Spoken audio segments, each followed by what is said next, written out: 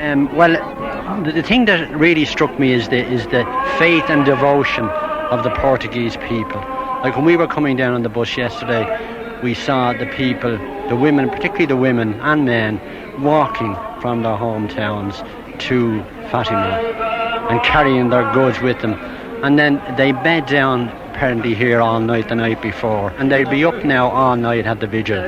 And then when the 10 o'clock mass is celebrated tomorrow morning, they will just all decamp and walk back to their homes again.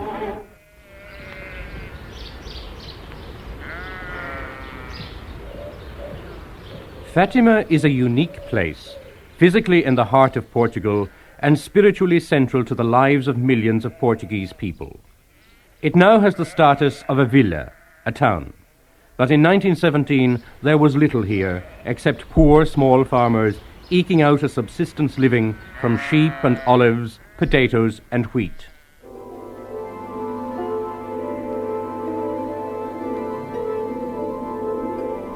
In October, I will tell you who I am and what I want, and I will perform a miracle so that all may believe. Every month from May to October, as the First World War raged elsewhere, 3 shepherd children told how they saw a beautiful lady dressed in white, and what the children heard from the lady was to have a profound impact on popular Catholic devotion. For the love of God, ask Our Lady to cure my crippled son. And mine who is blind. And mine who's deaf. That my son and husband return from the war. That she cure me of tuberculosis. The last of the monthly apparitions occurred on the 13th of October before about 70,000 people. They saw what came to be known as the miracle of the sun. To this day, old people like 92 years old José Fresau remember how, as he puts it, the sun came spinning from the heavens. O sol ficou assim clarinho e caiu assim para baixo, fez gesto como foguete para o ar. Now, he says that the sun became very clear, the light. Caiu. Maybe white, he thinks. I think that's what he means. Very clear, the light. And all of a sudden came down on them to earth. Pois, caiu para baixo. E depois fez uma roda de fogo. Parecia uma roda de fogo presa. And then he said that it looked like a circle of fire, the sun. For some time it was spinning. And then all of a sudden it stopped. The old man told me how a cloud came and hid the sun. And so began the cult of Our Lady of Fatima. The Cova da Iria, a small semicircular valley where the children gazed in wonder, is now one of the great pilgrimage centres of the world. I've come because I've been here twice before, and to me it's like heaven on earth. And to visit Our Lady again is such a wonderful experience. It's like a magnet drawing me back again.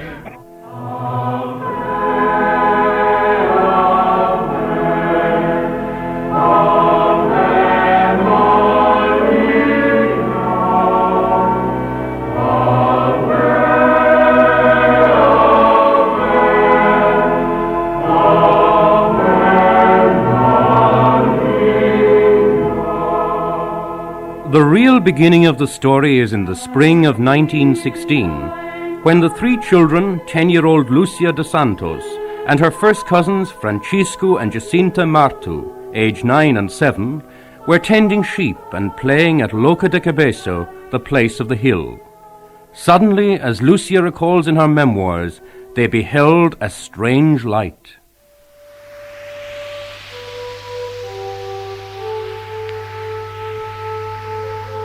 A young man about 14 or 15 years old, whiter than snow, transparent as crystal when the sun shines through it, and of great beauty. Do not be afraid. I am the angel of peace. Pray with me. Now, the angel appeared here on the first occasion where he taught the children a short little prayer. Oh my God, I believe, I adore, I hope, and I love you. I ask pardon for those who do not believe nor nor adore, nor hope, nor love you. He repeated that 3 times and asked the children to pray thus, he said, because the Sacred Hearts of Jesus and Mary are attentive to your prayers, attentive to your supplications. Father Donald Cunningham from the Glen of Aherlow in County Tipperary. The sound of Irish voices is common at Fatima, especially on the 12th and 13th of each month from May to October, when the great 2-day pilgrimages take place. The Irish who visit Fatima are mainly middle-aged or elderly. Those I met expressed a sense of disillusionment about the state of modern Ireland. They cling tenaciously to the pious devotion popular in the 1940s and 50s. Well, I have come in a spirit of reparation for the terrible sins committed in the world today, especially the sins of the flesh. I always consider devotion to Our Lady actually brings you closer to Jesus. In many cases, when you get involved in social work, I think you can become very liberal, and like you tend to favour things like, we'll say, birth control and those things. Well, everything's gone out of fashion, but the things that are in fashion are very bad for us. We have everything. We know very few people are poor in Ireland. They might be poor, but they can get help. But when we were poorer, I think we were happier. We have too many good things now. Oh, the vastness of it and the values of eternity have never changed over the centuries. And I think there's a brand of escapism in Ireland at the moment. Our younger people seem to be going for the softer life, and I think we'll just have to change, and I believe it will all come through the power of prayer.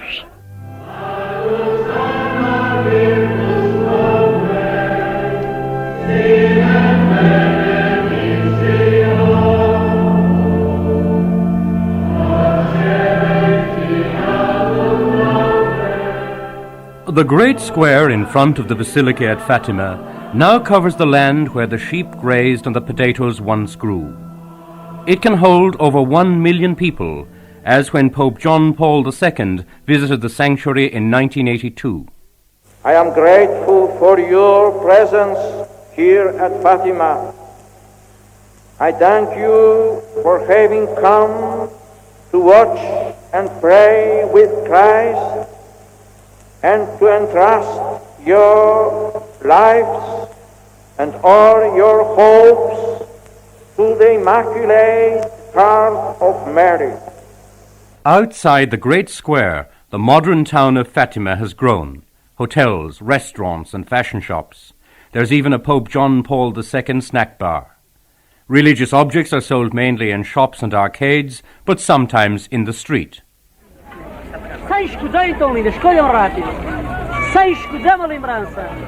You want something here in a religious way, you want to buy a cross or crucifix, you have to go looking for it. You don't find people tripping you up on the streets looking to sell you something. Well, I don't blame them really, because I think it's a very poor country, and if they can find any means of making a living, who can blame them for it? I don't think it takes anything away from the fervour and the faith of the ordinary people of Portugal. I think that impresses me greatly. Why, we could fill a truck with what we'd like to take back, but it's impossible. But believe me, we go back loaded every time, and it's strictly our choice. And the value of the product that you're buying for the amount of money we spend for it is incredible. I don't want to abuse the word, but they do a wonderful job. They do not take you over the coals for $1. Father Terence MacLachlan of the Irish Dominicans in Lisbon, who has worked in Portugal for 30 years, knows Fatima well. It has become much more modern, much less primitive than before. There are places where we can eat and drink, and of course you may deplore the outskirts of Fatima. I call it the outskirts, away from the sanctuary, where you can buy this and buy that, and even fashions and beads and all these things. But if you go to Fatima, you require these things, and these things are available. What is harder to understand is that there are some fashion shops and clothiers and things like that. But again, I don't think any great excess.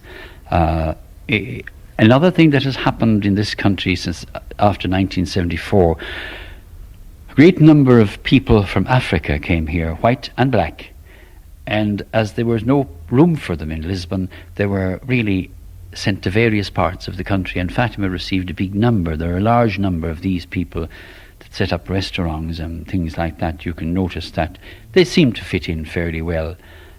These are people who had to leave Mozambique and Angola. That's right, that's right. Also, you can see large groups of young people being educated in Fatima. Our own Portuguese Dominican fathers run a school there. You can see a lot of young people, very fashionable young people in Fatima nowadays, and I think it's a more enlightened, more educated place than it was then. It was utterly primitive when all this happened first.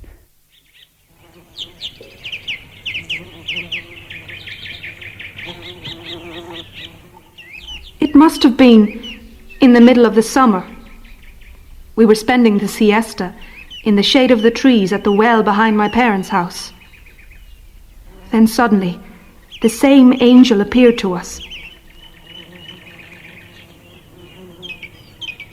He spoke to them almost as if he were reproaching them for not using their spare time for prayer. He said, "What are you doing?" He said, pray a great deal and make sacrifices for sinners. And Lucia asked him what did he mean by sacrifice, and he said, make everything you do a sacrifice.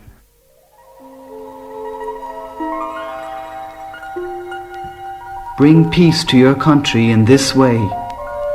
I am its angel guardian, the angel of Portugal.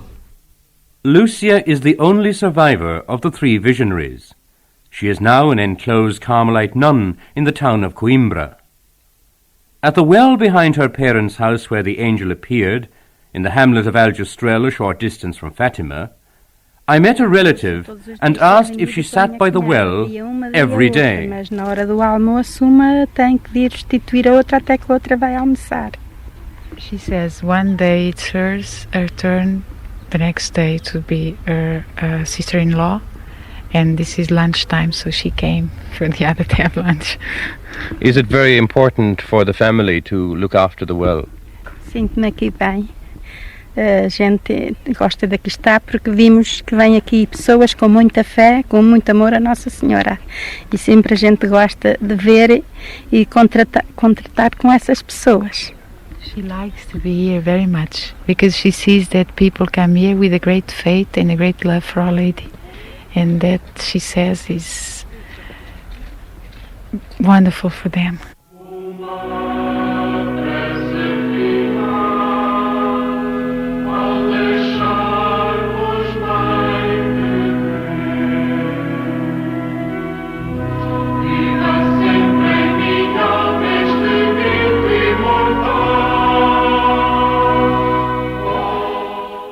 We can really say that Fatima is the spiritual heart of Portugal. So that is the reason why so many Portuguese people come here. I think that naturally more than 2.5 million of Portuguese come every year. So, and we have 10 million people, so 25% will come every year to Fatima. Monsignor Luciano Guerra, the rector of the sanctuary. Many Portuguese people make the pilgrimage to Fatima on foot, often walking several hundred miles. I think that Fatima is a poor man's pilgrimage. I think many of these people you describe are from the land, they're fresh from the land, but they are Christian, deeply Christian. They may not be as practicing as Sunday-going Christians as we are, but they have something to say, and it's basically gratitude. They also have maybe requests to make, and they make them in their own way. This walking there is their effort. Also, it's part of a feeling that the Portuguese people have of if they need something, they seem to promise God a pilgrimage or something like that, and they will carry it out faithfully if they can. And this is their way of doing it. They go to excesses, according to our feeling, in the way they do it, but nobody can tell them how they should express themselves. That's theirs to do.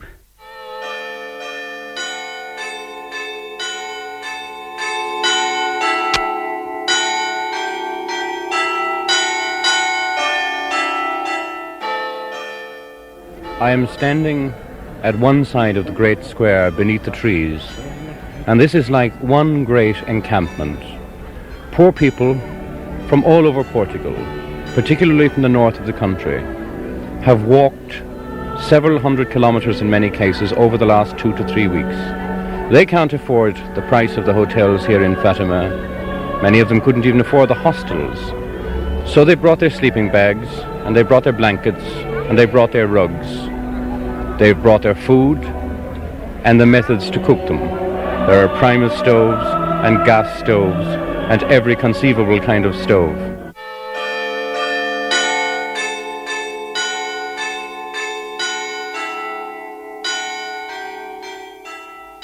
Nossa Senhora concedeu-nos essa graça.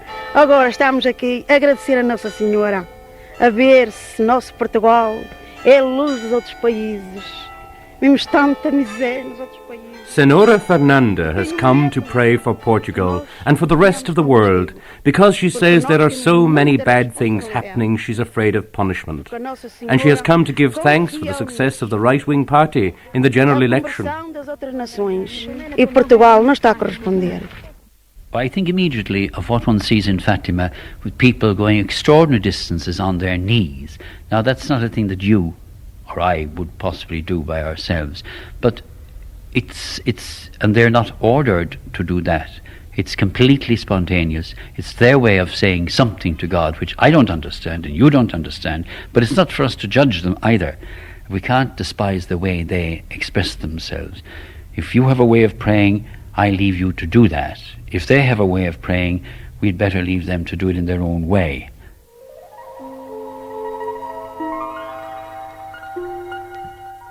It seems to me the third apparition of the angel must have been in October or towards the end of September in 1916. Now, on the third occasion that he appeared here, in fact, is what's depicted in the statue. The angel appeared with a chalice and a sacred host. The sacred host held over the chalice, and Lucia describes how blood dripped from the sacred host down into the chalice. And the angel apparently left the chalice and the host suspended in the air, and he bowed down with his head touching the ground, his forehead touching the ground, and he recited a prayer of reparation to the Trinity. 3 times, which impressed itself on the minds of the children apparently because they were able to repeat it after, and he told the children to repeat that prayer often. And then, having said that prayer, he got up and he gave Holy Communion to the 3 children, and he said, "Receive the sacred body and precious blood of Jesus Christ, horribly outraged by ungrateful mankind."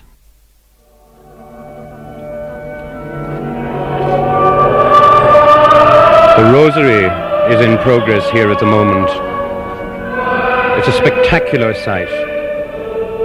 Most of the people are holding candles in their hands on this balmy summer's evening. And the people are still coming up the center pathway, candles in hand, many of them on their knees. The woman just in front of me has knee pads. Young woman. The woman just behind her, also a young woman in her early 30s, on her knees with her baby in her arms. The promessa, or promise, is inherent in Portuguese Christianity.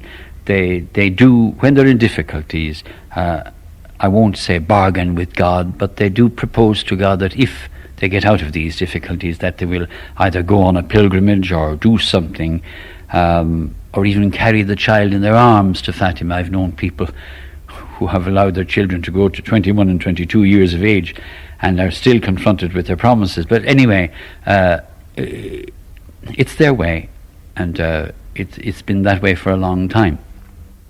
I think we can learn a lesson from them, their faith and their devotion. We have so many comforts in our country and luxuries and just the inconveniences that they put up with, that they're truly a beautiful example. It's incredible. We should learn a lesson from them, their faith and devotion. We come over here because we see the people so devotional. We love the Portuguese people. You see them going up there on their knees I think that their feet bleed and it's no trouble to them. They just flatten down in front of Our Lady. You'd never see that in Ireland. I call it an excess, but then I would not call it masochism in any sense. It's an excess which I don't understand, really. But there have been always excesses in Christianity, and even though we don't understand them, we can't deplore them all over the centuries. Modern Christianity doesn't take that form. I mean, the penitence of olden times is not our expression today. But if there are those who do that, what can we do about them? Try to understand them, maybe. The goal of the pilgrims at Fatima is the little church of the apparitions, the Campanile. Listen to the sound they make on their knees.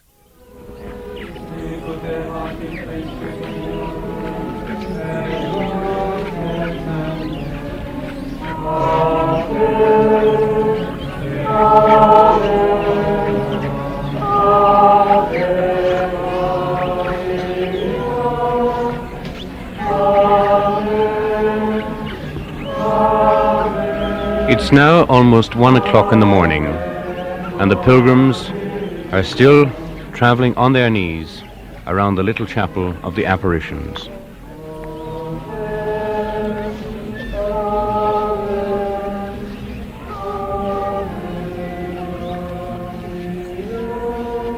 And this group of young people have chosen to complete the pilgrimage in exactly the same way as Portuguese people, on their knees, and some of them are finding it quite tough going. It's the first time I am in Fatima.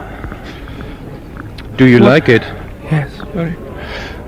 And I think it's very beautiful because so many people are here, and everyone has belief.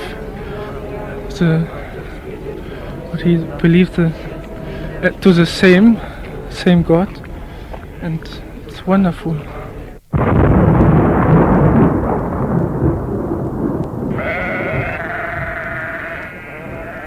On the 13th of May 1917, the 3 children were minding their sheep in the Cova da Iria. It was a beautiful day of sunshine and clear skies, but then there was a flash of lightning.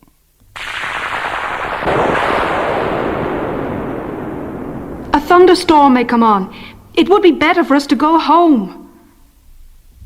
As we began to descend the hill, driving the sheep, we saw a beautiful lady dressed in white, standing over an oak sapling very near us.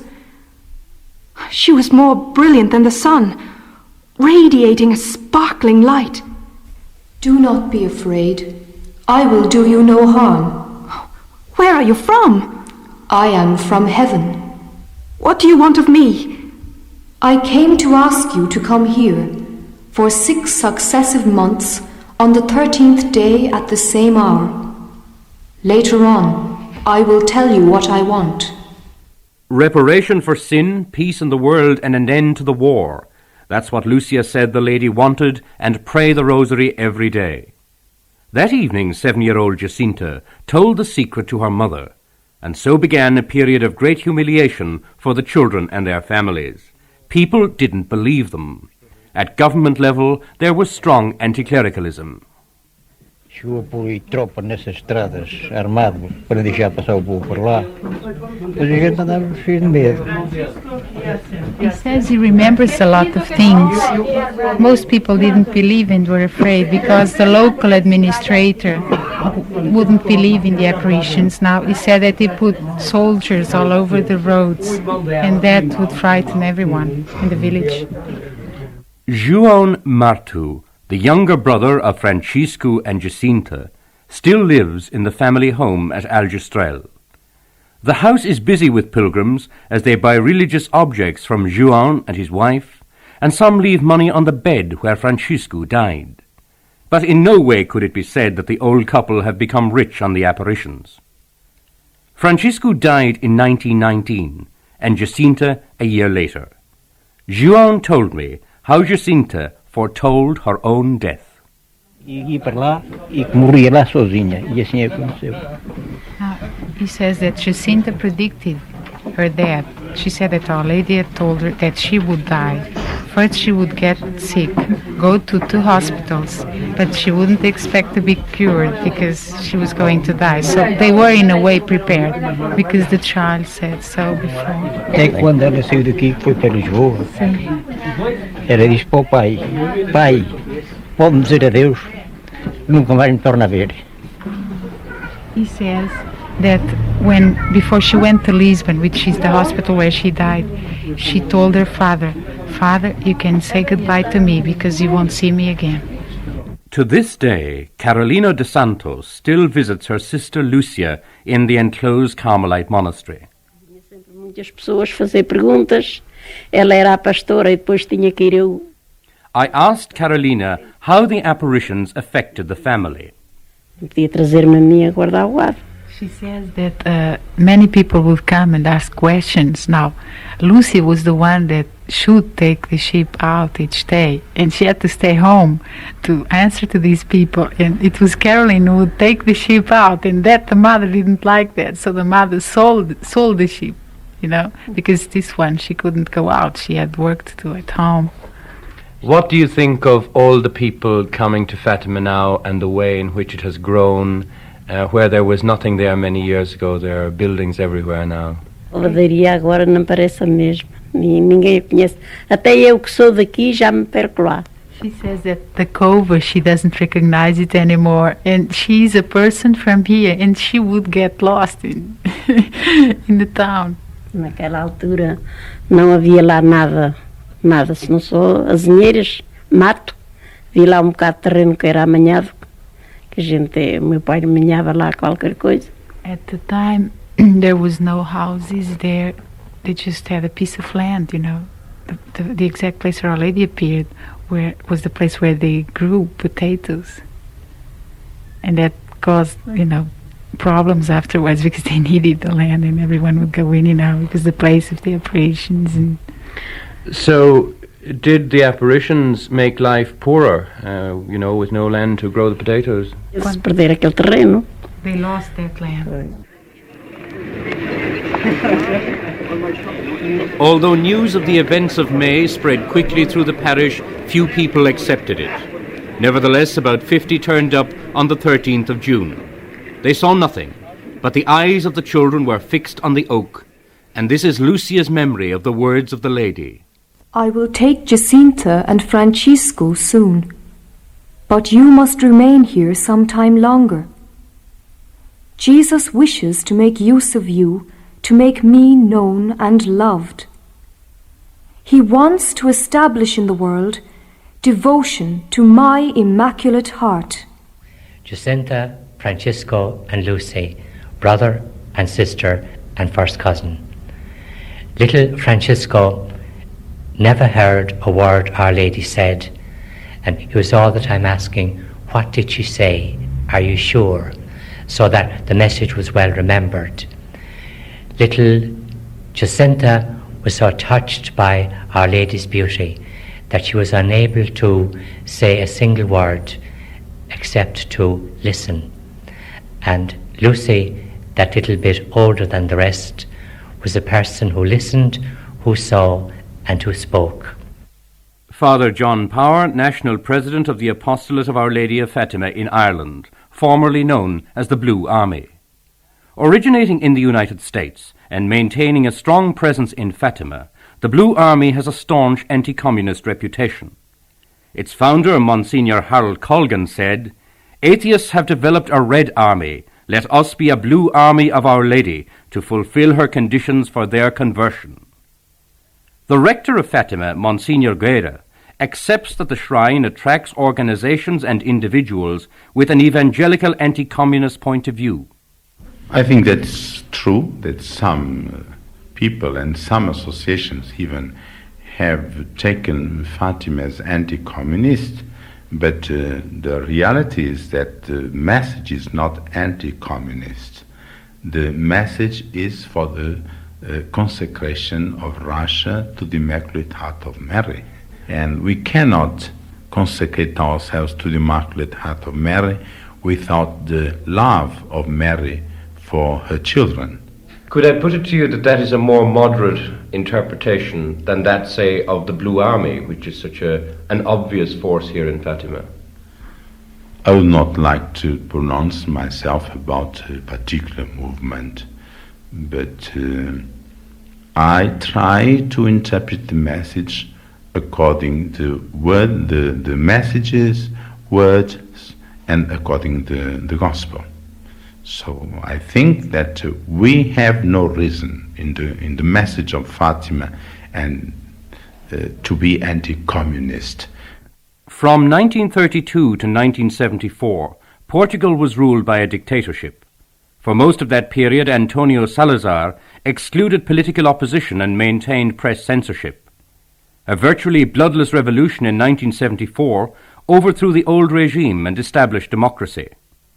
Teresa Santa Clara Gomes is an independent deputy in the Portuguese Parliament but has close ties with the Socialist Party. She belongs to a Catholic women's movement. Fatima is used according to the sensibilities that are present in the church. During Salazar regime, Fatima was used to serve the ideology that was present in the country, a very conservative ideology, and Fatima served this process very well. Salazar himself, I remember when I was a child, thinking that we were saved from the war by Fatima and Salazar, so the two had to have something in common. The ideology was monolithic, and things were made to be connected with each other. More recently, of course, when the church and societies underwent a process of modernization, then Fatima progressively was also served also those different purposes, and I think that connected with Vatican II, Fatima was again one of the places in this country where many of the courses of theological formation took place, and had a strong influence in the formation of a new generation of Catholics that were no longer connected with the old regime, but were taking positions for the ending of the war in Angola, and were aware of the big questions present in our society.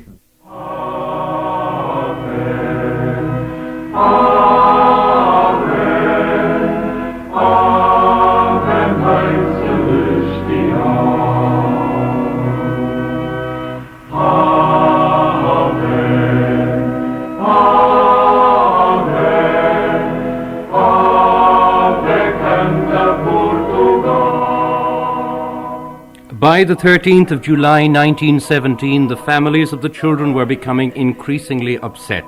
Some said it was the work of the devil, and others that it was an invention of hell. But Lúcia and her two cousins went again to the Cova da Iria to see the lady.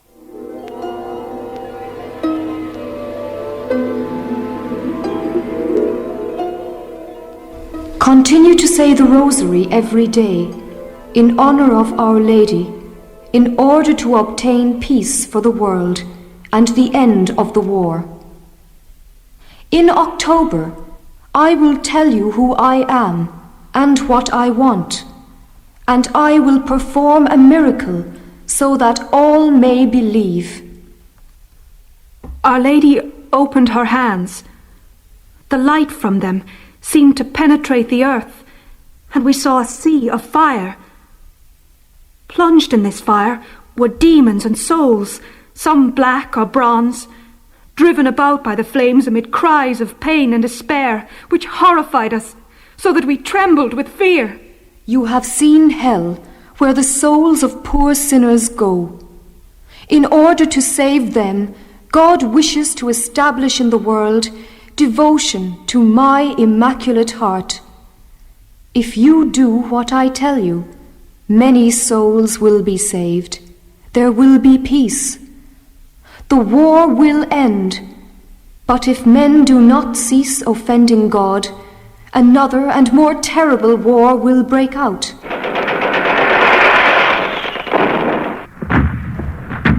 According to Lucia, the lady said that if her wishes were not fulfilled, Russia would spread her errors throughout the world, promoting wars and the persecution of the church.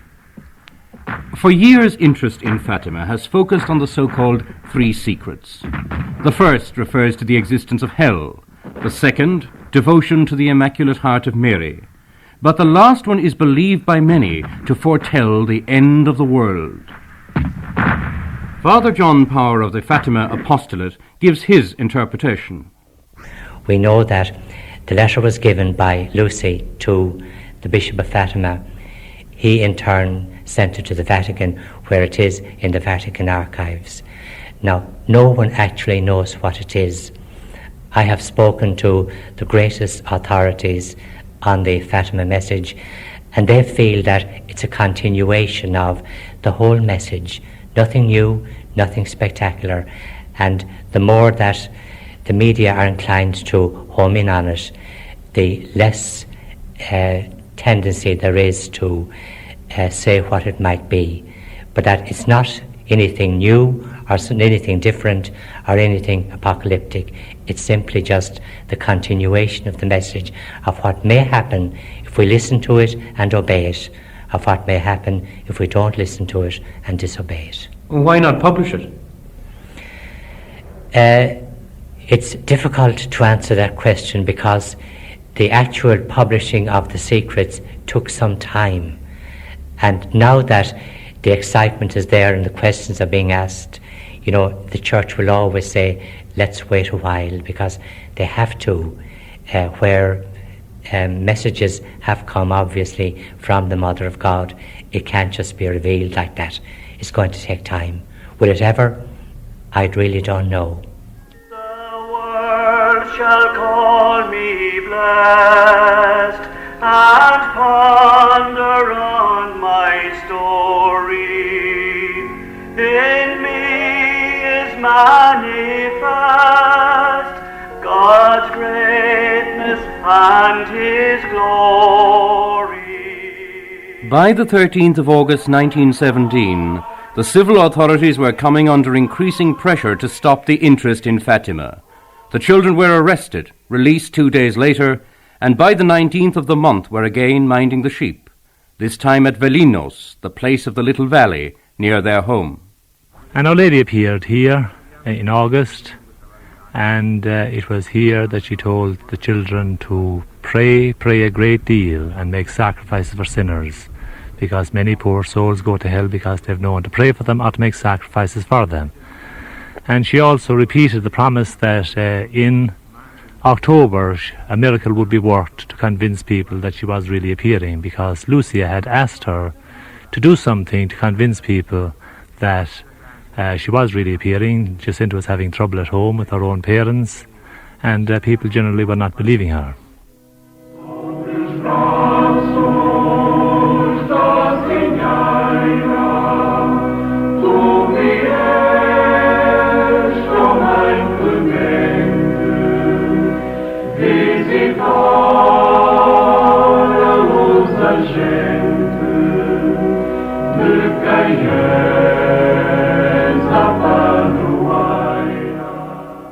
And we have a May procession around our parish on the Sunday, and we have, you know, all the people turn out, and we bring Our Lady, and we take out her statue in error, and all the men and women of the parish and the choir, and this year we had the Butter Exchange Band, and really and truly we had a fantastic turnout.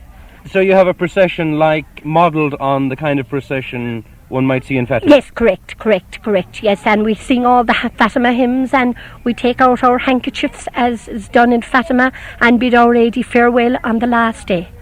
Maureen Myers from Grona Broher in Cork recalls her days when devotion to Our Lady was central to the lives of most Irish families, a time when visiting the local grotto was unquestioned ritual. We often walked out to it and said our rosary, you know, our mothers, and when there was no television, I suppose, really, we'd often went down on Sunday, and we'd probably picnicked around afterwards then, and we were as happy as anybody else, I suppose, really. Do you think that young girls today are looking towards Our Lady as a model, or are they looking towards the other Madonna? Oh gosh, oh, hope not. Hope not, really. Yeah. The name doesn't do much for her, I suppose, like, in that respect, like the Madonna the singer, really, like. But I really think I couldn't say now that the youth of our parish, anyway, have great devotion to Our Lady. I find that, anyway. And, like, we had a retreat there this year now, and the church was packed. It was really packed out. Our Lincoln retreat. So I can't find... Probably, I suppose there's a certain amount of falling off of it, really, but somehow or other, it's not showing to that extent in our church. You have a great number of young people coming to vigils in Ireland. You have quite a number of young people coming to pilgrimages to Knock and to Holy Cross, but we don't have that many young people coming from Ireland to Fatima, and the reason may be a financial one, possibly. Or they're gone to Spain? Well, I think enjoyment, leisure, fun, that's part of life too. And Our Lady, just as Christ, she must have been the happiest of people. Although young Irish people don't go to Fatima in great numbers, there has been an overall increase in youth pilgrimages at the shrine. But will changing times in Portugal bring about a decline in devotion? Teresa Santa Clara Gomes again. We are experiencing, on different levels of our society, a process of modernization. And we can ask ourselves if this modernization will have an impact also on traditional popular religion. Popular religion is a phenomenon that goes beyond rationality. Therefore, I'm tempted to say that whatever the influences of modern science, modern thinking may be, certain layers of people will still be deeply touched and deeply influenced by popular religion.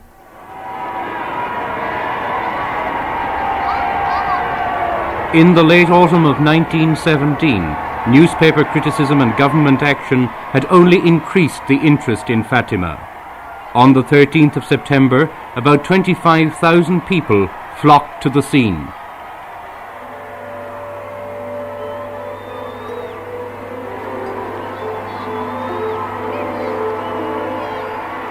The roads were packed with people, and everyone wanted to see us and speak to us. Ladies and gentlemen, as well as simple people, struggled to break the crowd to reach us.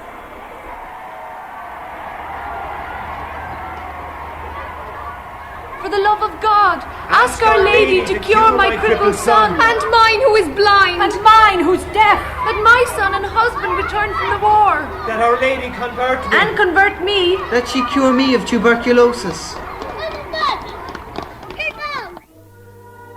Now the sick are being brought in front of the high altar. People in wheelchairs, suffering from many kinds of terrible ailments, are being escorted up the steps, and I notice they haven't ramped it yet. They are being escorted by nurses and helpers. Many of them have come here in the hope, I suppose, of a miracle. Some, of course, have not. They take the view that it's good for them spiritually, psychologically, to come to Fatima. On the 13th of October, it is usual for up to 1 million people to commemorate the cataclysmic event of that date in 1917, the event which has come to be known as the Miracle of the Sun.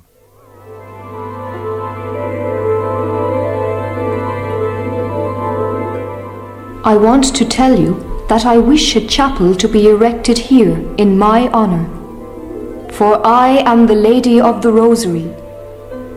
Continue to say the Rosary every day. The war will soon end, and the soldiers will return to their homes. And opening her hands, she made them reflect on the sun.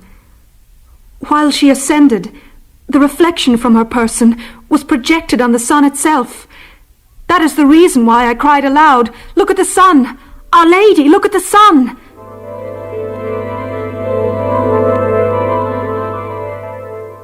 O sol ficou assim clarinho e caiu assim para baixo, fez gesto como foguete para o ar. Now, it says that the sun became very clear, the light. Caiu. Maybe white, he thinks. I think that's what he means. Very clear, the light. And all of a sudden came down on them, to earth. Pois, caiu para baixo. E depois fez uma roda de fogo. Parecia uma roda de fogo presa. And then he said that it looked like a circle of fire, the sun. For some time it was spinning, and then all of a sudden it stopped.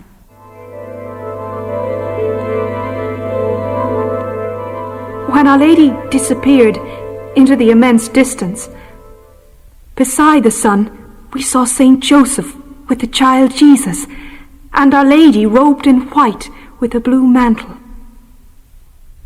Saint Joseph and the child Jesus seemed to bless the world, for they made the sign of the cross with their hands. A little later, this vision vanished.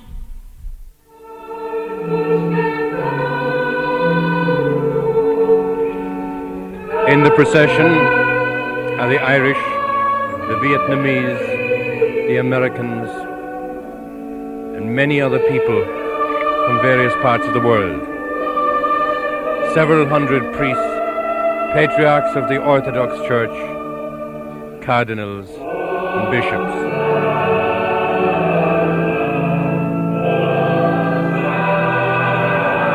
Everybody at this stage is singing their heart out, and the flags are waving. I can see in front of me a sea of hats, handkerchiefs, scarves. It's a very joyous moment, the culmination of a 2-day pilgrimage at Fatima. To make a pilgrimage is to express our life before God, and our walking towards the Lord. So it's very ancient, not only in the church, but also in other religions. Even today, in the Hindus and other religions have their good and the great pilgrimages. So it's very natural to make a pilgrimage.